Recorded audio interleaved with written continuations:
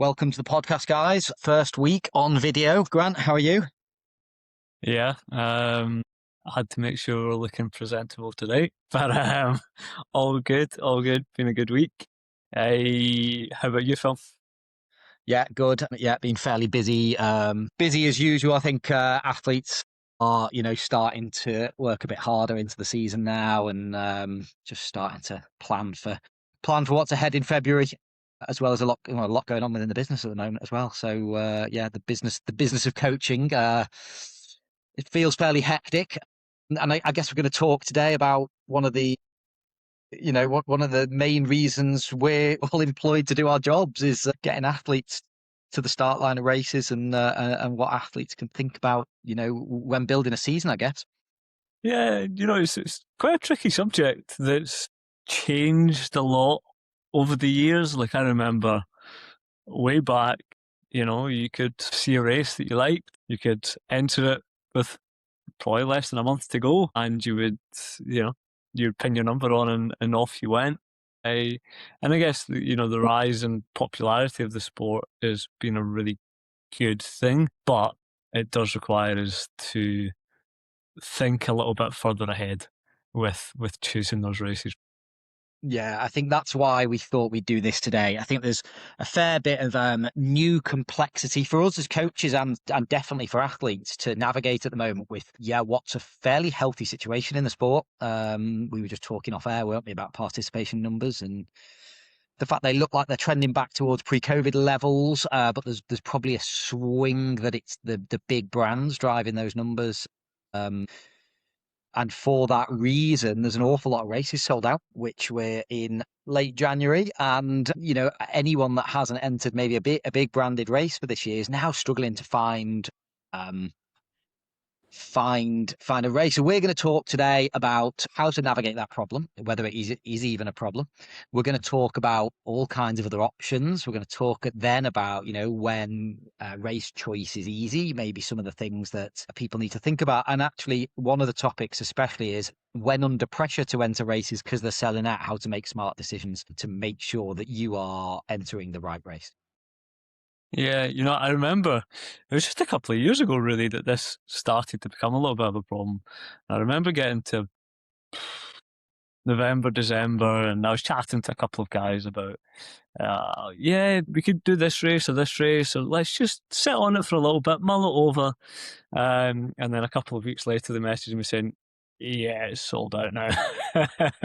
we can no longer do that race, and the decision was made for us. So, it's been a kind of quick changing landscape. And for us as coaches, we need to be on top of that so that we can provide the best answers to athletes and help them make those decisions early enough so that when these races open up, they can then make those choices ahead of time. I think the years of, get through a season, then spend the winter kind of having a little bit of downtime and then thinking about what race you want to do, that's kind of seems to be on the way out.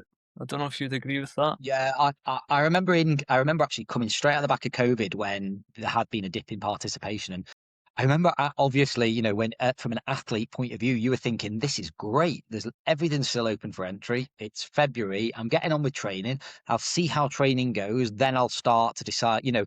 A little bit more like a professional athlete might. A bit more flex in the plan based around where they're at and whereas now it felt very much at the end of 2025, there was, we were communicating a lot with athletes about, you do need to make some decisions. And I think it puts the athlete under a pressure that maybe doesn't allow them the time to ask all the right questions. So yeah, I think this is the first time I've known the problem feel this extreme. Why do the big brands not just open more races up and charge people even more money to go and do more racing? I mean, one of the obvious answers is World Champs participation. Ironman very much built around, a funnel into the World Champs type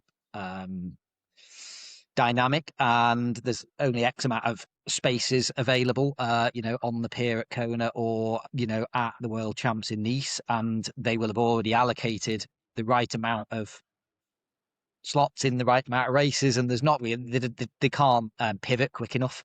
We've seen new race in Malaga open. The priority registration's just opened this week for later in the year, which will be for qualification for the year after.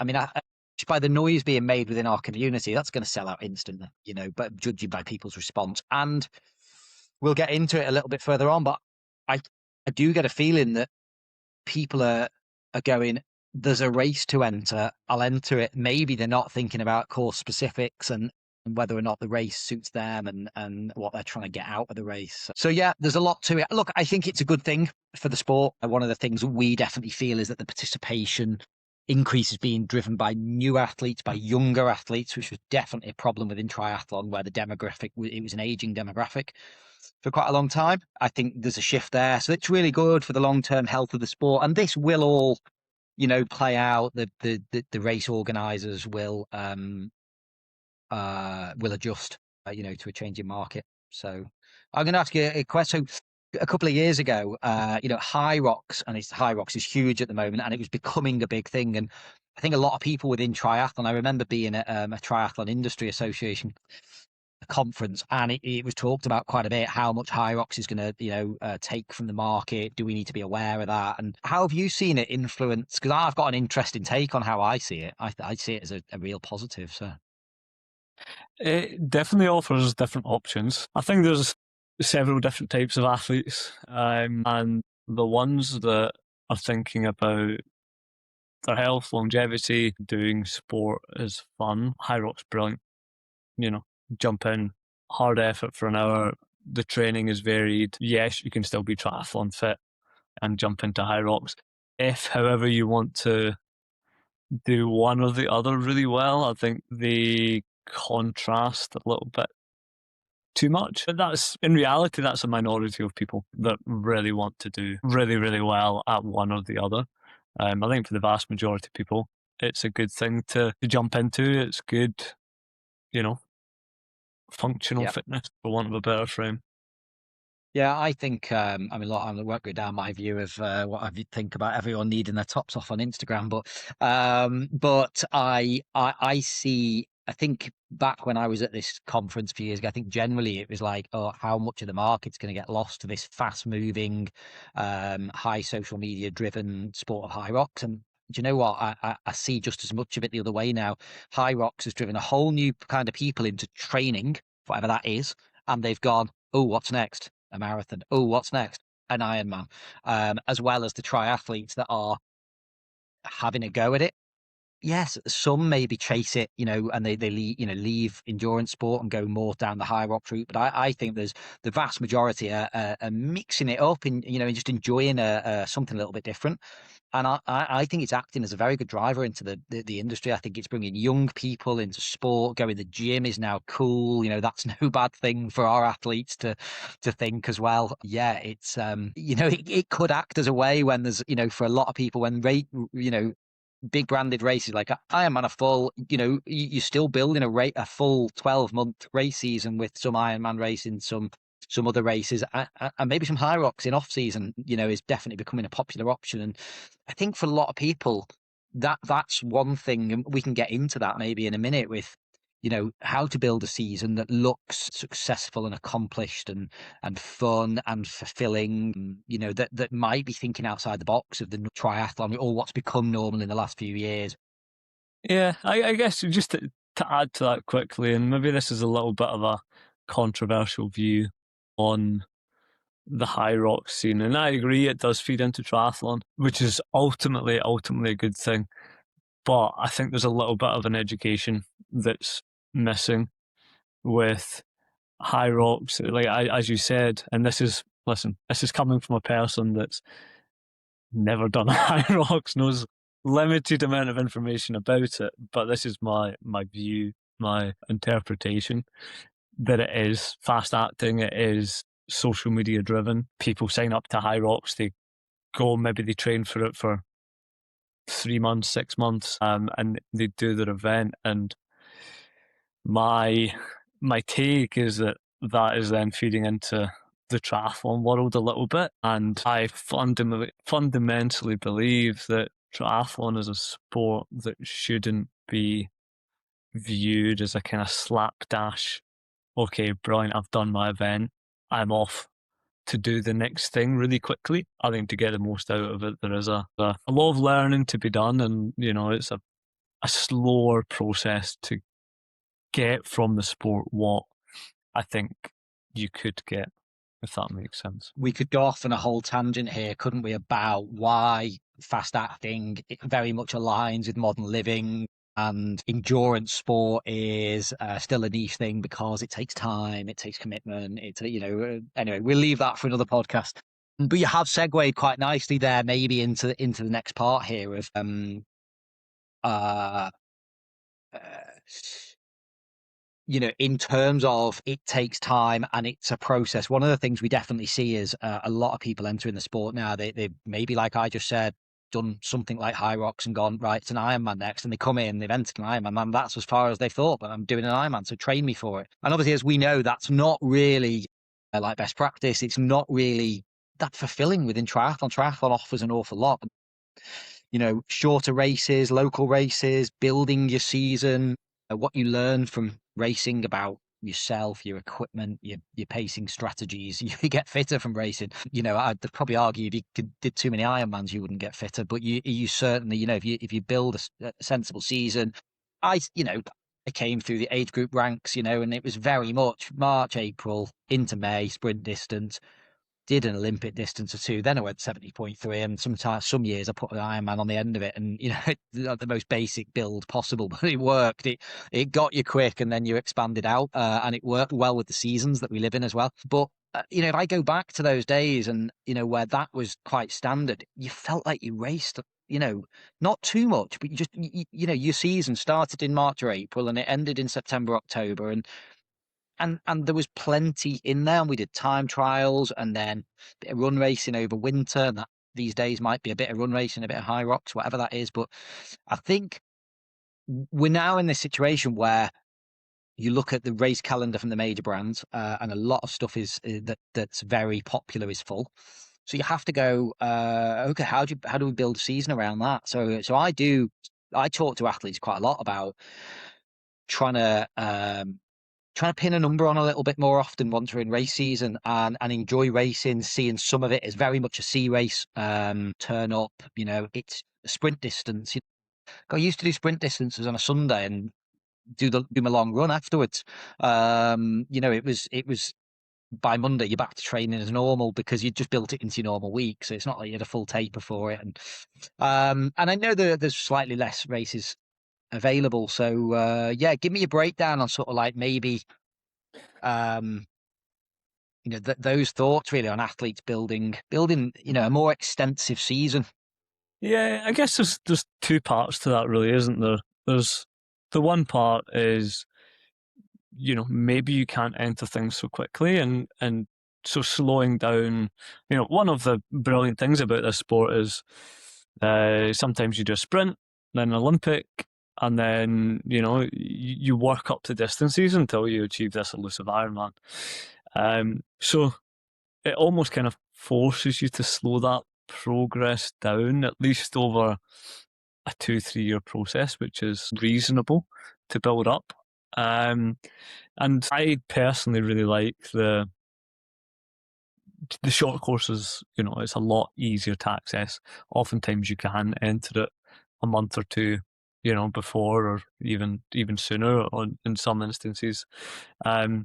If you look at the kind of standard season, I would tend to agree with you, Phil. Like, if you can, no matter what you're trying to do that season, if you can get a couple of short distance races in early before the big one, before the A race, no matter what distance that is, if you can get some short triathlons in, it allows you to, first of all, in a number on experience, right? Well, what does racing feel like again? I think too often we go from September, October, all the way to April, June, July, whenever, without actually doing that. And the first one, I know from when I was racing, that first one always felt a little bit more daunting. You forgot a lot of, the details of racing. And so go through the motions, learning, how to do multi-sport again, I think is very, very useful. And also, it should be a fun, exhilarating um, process to then lead on to whatever the kind of next big thing is, whether that's a few 70.3s throughout the year, which I think is quite nice. If you can, get a few in for a lot of people, or it's the big Ironman for the year, which probably takes precedent most of the time. So put your technical coaching head on for a second here as well, and think about a lot of the market's driven by 70.3 and Ironman, and people coming in newer to the sport. You know, are they naturally quick enough to do well? To do well over the longer distance, if they develop the short course speed, is the VO2 well enough developed?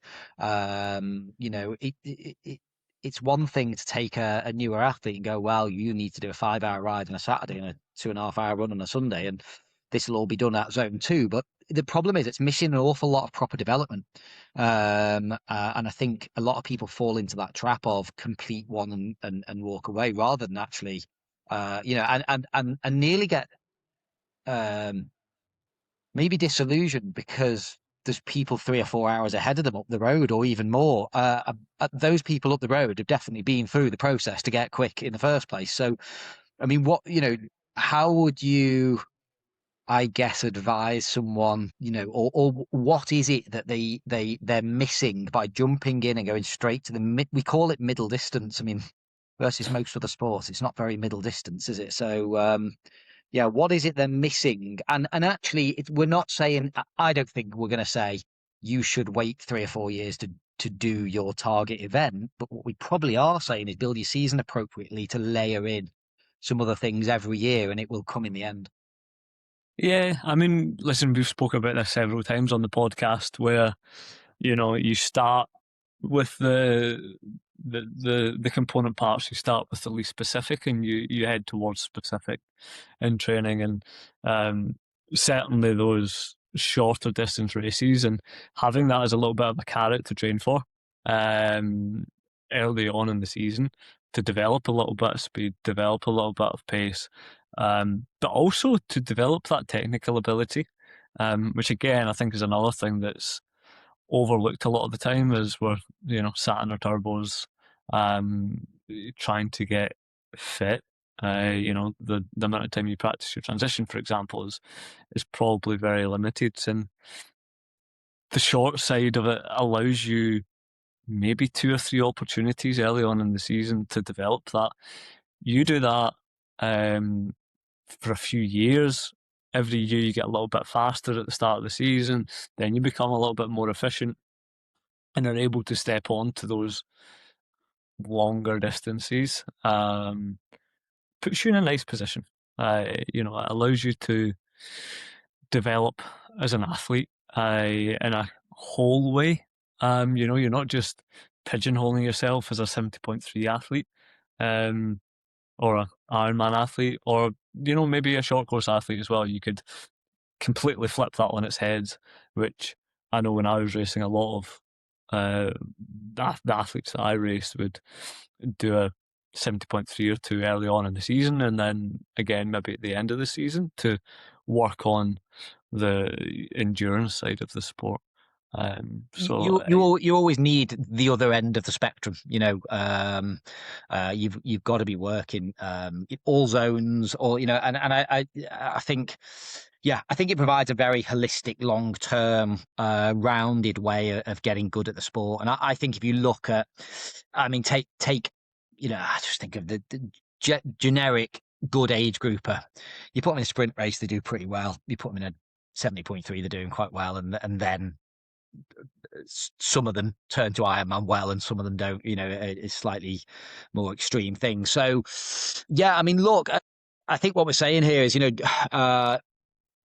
do look to race a bit more frequently, less travel cost, less expense, less recovery. I think we've definitely said it before on the podcast, and maybe think about blocking these races together a little bit, a few sprints close together, then come away and have a training block. Or certainly when you get to Olympic distance racing, you need to just think about the associated recovery from racing for, 2 to 3 and a bit hours. It's pretty taxing on the body. So, yeah, definitely one to give a bit of consideration, but it can be very satisfying. And I think in this current situation, I guess what we're trying to do is create a positive thought process here I can't enter quite as many Ironman 70.3s as I wanted to in the past. That might come next year. This year, I'm going to work on some short course speed, work on some Olympic, enjoy racing a little bit more. Then I've got the race I've entered and I've got, and then there'll be some races entering for later in the year. And just thinking longer term than, just the here and now and what you were maybe missing out on because you couldn't get into the race you wanted to do in May or June or something like that. So yeah, just I talked there a little bit, Grant, about less travel time, less expense. I mean, travel abroad as well, which I think is a lot of people look for in these oversubscribed races. I mean, we just talk about like the advantages of racing abroad, racing at home. I've certainly got an interesting way I speak to athletes about what time of year I think they should consider doing this. So Yeah.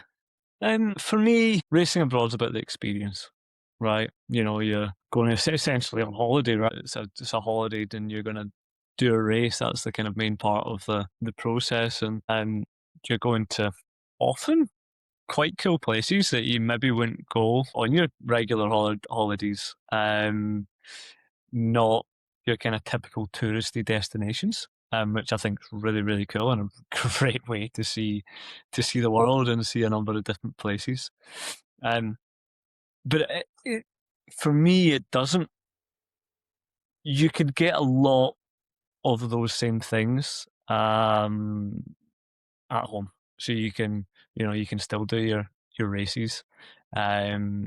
You can still get that process of building up to a race, competing, going through the kind of performance, still getting the same highs from the race.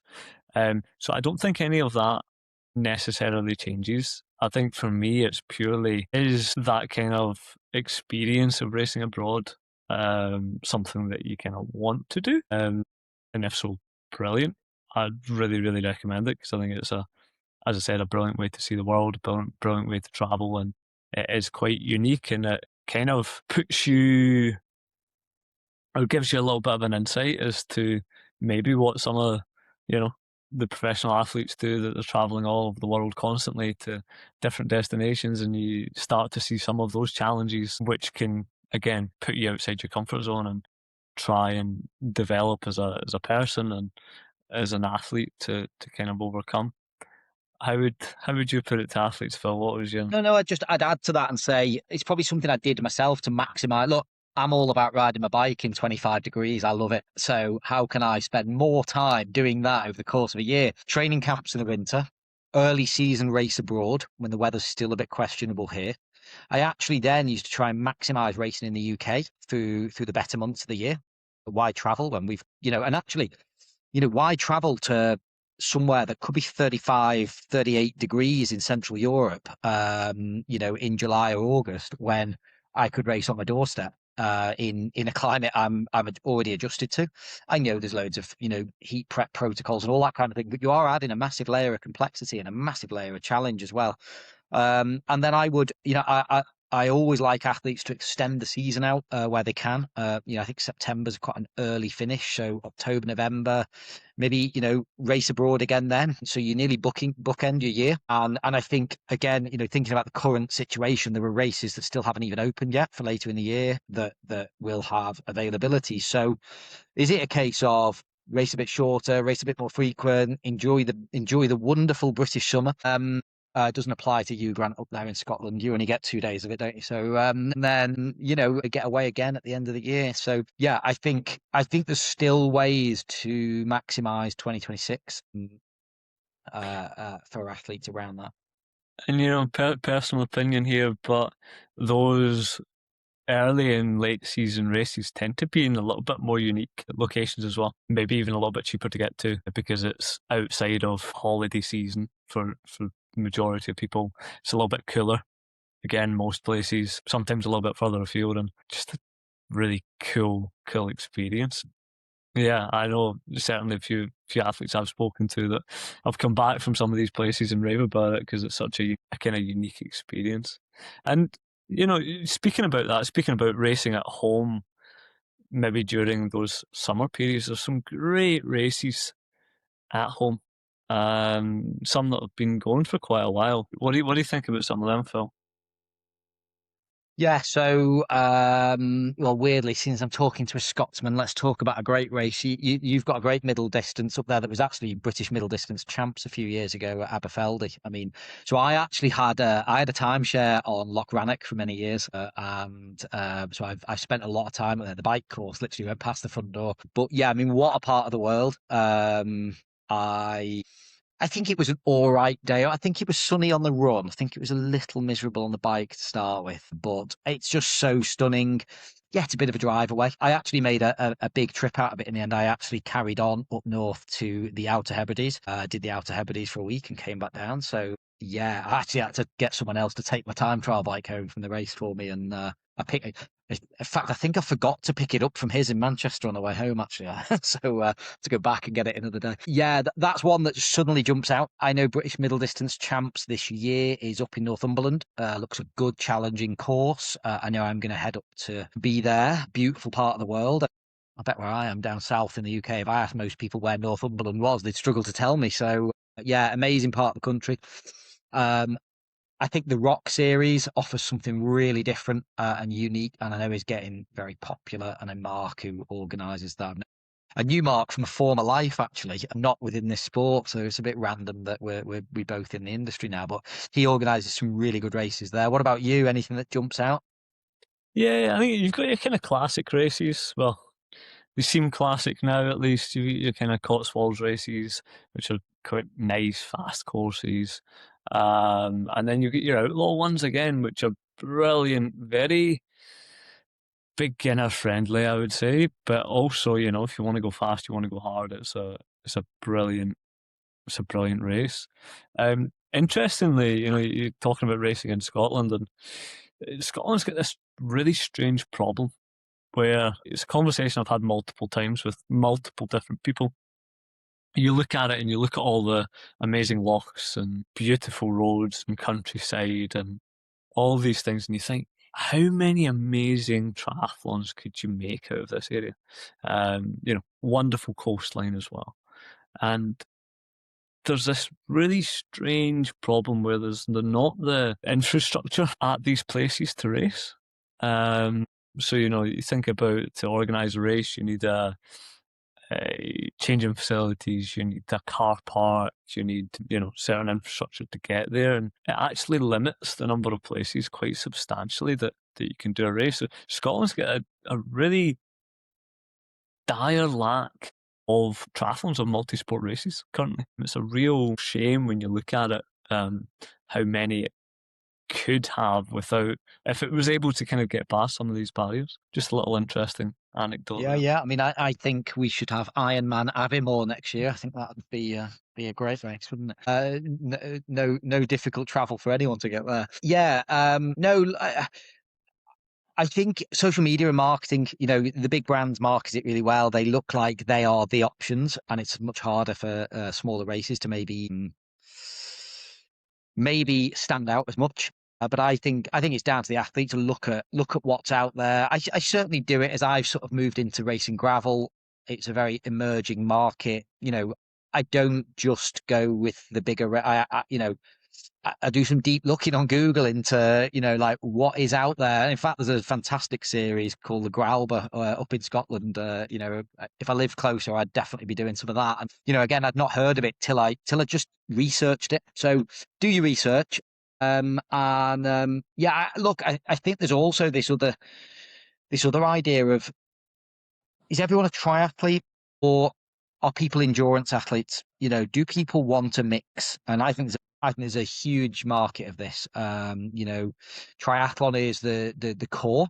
They train multi-sport, but they like to flex. And I've always sort of said, if you're fit for a 70.3, you can move into lots of different things relatively easily. Ultra running, some of the big bike packing events, of course, the emerging gravel scene. And yeah, thinking about how a season and of course just the traditional run scene as well, and how you build an endurance season is something else I talk to athletes about quite a lot. How that looks. I think a lot of people still want to maximize triathlon performance. So you do have to be careful about how you build it. But it could be that, and I'll give you another example of things I deal with athletes. Amateur athletes with children. The summer holidays is a real challenge. And in my opinion, they're, their first focus shouldn't be that Ironman they're training for when the kids are off and it's family time. So I always talk about the timings of those things and whether or not things work. But actually, if they've managed to build a more year-round calendar where, we had a few guys at Arc of Attrition this weekend, like the weekend just gone. So, racing ultras in the deep winter, run events. I have athletes that race cyclocross season. They then move into triathlon. And I guess they're not just looking at that short window of summer and going, I wanted to enter those couple of races. They've actually got this 12-month plan. Of course, you still need to periodize this and you still need to build in time for rest and relaxation in there. But for some people, I've actually found that the summer is, they race triathlon up till the kids' holidays. They step away, and then actually when they come back, it could be an ultra in the autumn. It could be a shift to gravel race. They've gone single sport, less to worry about in the kids' holidays. Or they've gone a marathon build to Valencia in December. So many ways to overcome what, if you think about it like that, this whole, well, a lot of the big races are full. We're talking about one or two brands, and you mentioned Outlaw. Well, I know, their races are filling up super fast. If not, I think I'm correct in saying at the time of recording, I think the Outlaw half is full. The Outlaw full is, anyway, don't quote me. But yeah, it's not limited to just Ironman, but it's, I don't think it's that difficult a problem to navigate if you think of yourself as an endurance athlete. And you kind of mentioned that, and you said that if you're 70.3 fit, you can go on all these different directions, ultra running, gravel riding, different run races, whatever that is. And I think it goes the same. I think it goes to the reverse of that as well. I've had a number of athletes that maybe finish the tri season and run has been the limiting factor. They want to get better at running, and so have a little chat, and we decide, you know what, see an ultra run, maybe in January, 50k, something like that, hilly course, and if we just have a real focused block, you come out of that a whole lot better at running that you can then take into your triathlon season, and it's the exact same with, no doubt, with all the other sports. You have a 3, 4, 5 month block and riding your bike a little bit more than normal, doing some gravel races, you're going to finish that a better bike rider, and it can all kind of feed back into the triathlon, or vice versa. You might just love gravel riding after that and want to become a gravel rider, and that's totally cool. Yeah, I think we know that there's like good crossover of fitness, but I think it's key to say, look, if triathlon is part of what you do, I think you never lose sight of you're a triathlete and you train all three sports. I'm not a massive fan of people going fully, 6 months away from, I've obviously stepped away from the sport for a couple of years and mainly ride my bike. I did swim this week, but I would find the road back very challenging in terms of run and swim now to get back to the level I was at. I think it's a dangerous game to play, even for short periods. So, if you want to improve your run, it's not a case of I don't ride my bike or swim anymore. I'm just a runner now. So be aware of that. But yeah, I think you can flex a little bit to improve in a certain area. And even just the focus of that's what the next couple of races are about. That helps the motivation to train well, recover well. You want to improve something mentally. You're in a positive place with how much you're enjoying the sport. So yeah. Sorry, I was just going to say, I think that was my point. Of, if the focus isn't one thing because there's a cool event, don't lose sight of the other two. Just stick them on maintenance mode for a little bit of time, but you definitely need to keep on ticking them over. Yeah. Yeah. So some practical advice when we're thinking about entering races. We're now living in this world where it's hard to get into certain things. You've got to act fast. You've got to press that button quickly. So, I don't know if you want to run through a few things that athletes should be asking themselves before they enter the race to make sure they're making the right decision. Yeah, no, for sure. I think it's worth looking at the type of athlete that you are. What are your strengths? What are your weaknesses? Are you an athlete that absolutely hates the heat? In which case, doing an Ironman or 7.3 in Europe in the height of summer is probably not a good idea. Or, are you maybe a super light athlete that just loves zipping up hills all the time? In which case, maybe try and seek that out. There's a wide kind of variety of races, and I guess you can take two views of it. And I guess it all kind of comes back to, why do you do the sport? Is it for the challenge and the kind of that self fulfillment, or is it about being competitive and wanting to kind of hit a performance? And if it's the latter, then I think it's worth kind of playing to your strengths a little bit. Like, find the races that you're more likely to perform well at, rather than just giving yourself a bunch of extra things to overcome. What about the one of what does the prep look like for this race? The timing of it and the requirements of it. For sure, for sure. I think Ironman's the kind of the big one. It's the obvious one, and it puts a lot of people off. I think sometimes the number of hours, and quite rightly so. It's a big endeavor, and quite a lot of these big endurance sports are like, it's a big time suck. Like, there's only so many shortcuts that you can try and make. But the reality is, you got to put time in. You got to put time in. And if you don't have the time, or if you don't have the time in certain periods of the year, there's probably a better way to put it, then thinking about, well, what times of the year do you have a little bit more time? So, for example, as Phil was saying, if you've got kids and, the school holidays are coming up and maybe you've got less time, then it's probably not the best idea to put an Ironman at the end of the summer holidays, where, training is going to be a little bit more sporadic. You're going to be under a little bit of pressure. Find maybe at the start of the year to put that Ironman where you've got that little bit more time, that little bit less pressure to get your training in. Yeah, I'll give it a little add on to this, thinking this is maybe a little complex and a little long term, but read a really good book actually last year called it's actually a book about balancing how hard you work, how much you earn, how much time you have for enjoying yourself, health and wealth, and all this kind of thing. It's called Die with Zero, a guy called Bill Perkins. Very good book actually, you should give it a read.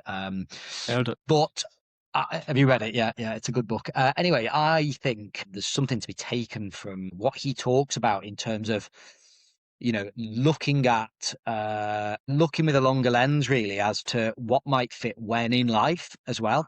So athletes have all kind, I've got a couple of athletes having babies at the moment. I've got some in the midst, they're right in the peak few years of their career.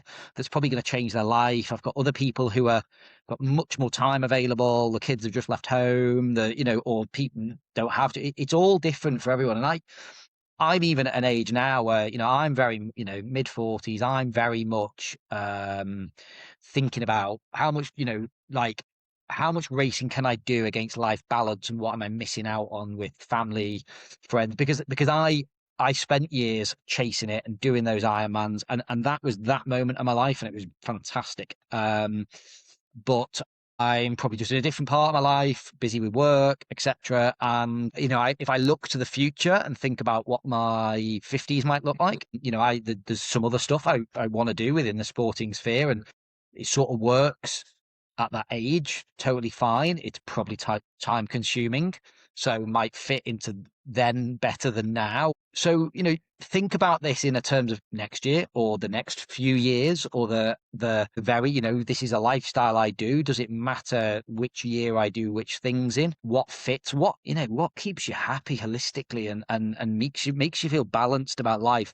It doesn't mean that, oh, I've not entered an Ironman, I'll hardly be training this year. You could be using exactly what we're saying, developing some speed, developing an interesting case with an athlete, younger guy, very good athlete, lives in London, cost of living's through the roof. He's developing a career. He's not there where he needs to be on the pay scale yet, but he will be in a few years. And, can he afford to go to the world champs this year? No, not really. Cost of living's high. But what he can do is he can become a faster athlete. He can develop all of the skill and speed he needs so that when he is in that part of life where that all becomes easy, he's going to be much more successful. And it wasn't all driven by myself, actually. He's quite an astute guy and saw that bigger picture. So I think, this actually nearly takes the initial conversation of, well, quite a lot of races are full, and nearly just blows that out of the water and goes, think longer term. There's loads of options of different ways to race, different distances to race. And maybe for a lot of people, I do think athletes think about next year. That's it. They think about next year, the next race, the next outcome that defines success. Whereas, you or I at the back end of careers can nearly look back over it a bit more holistically and understand success is not defined by the next race or the next 6 months. It's much longer term than that. No, I think that's exactly our job, right? I mean, I know my career was defined by shit, that race didn't go well. Right, I've got 2 months. I need to get on it for the next one and try and turn this thing around. 10, 15 years of doing that will take out you for sure. So with a lot of hindsight, a little thing I like to do with my athletes is create a bit of a vision board. Like, where do you actually see yourself in the next 5 years? And that's from a sporting context, but also from, look at your job, look at family, look at health, all these different things, because it all feeds into what you're doing with the sport in the end. And if you've got that picture, yes, that picture changes, of course, keep on top of it. But if you've got that vision, then you're able to zoom out. And this goes off on a little bit of a tangent, but one of the big problems I think a number of us face as athletes is when things don't go according to plan, we're so inside. We can't see that big picture, but by having that vision, having that longer term vision, it makes it a lot easier to then zoom back out and see, right, well, actually, this probably is just a little blip. Oh, actually, yeah, I can't do that race that I wanted to do this year, but, I can definitely do it next year or in a couple of years or whatever that is. Yeah. I mean, look, I think the industry at the moment is probably got this little issue of lots of people keen to get into the sport.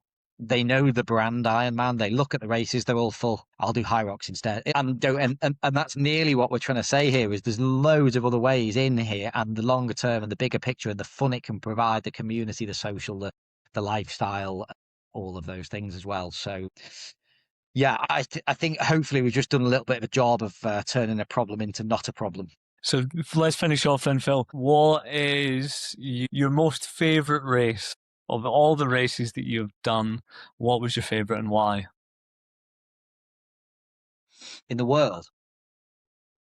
In your time of racing, yeah. You have to have done it. Wow. I think if I have to answer quickly, I've always loved racing whatever distance is on the Nice course, whether it's 70.3 or Ironman. I just think it's easy travel, great place, plenty to do afterwards. Mountain course suits me as a cyclist. Sea swim, bit warm on the run maybe. That's one.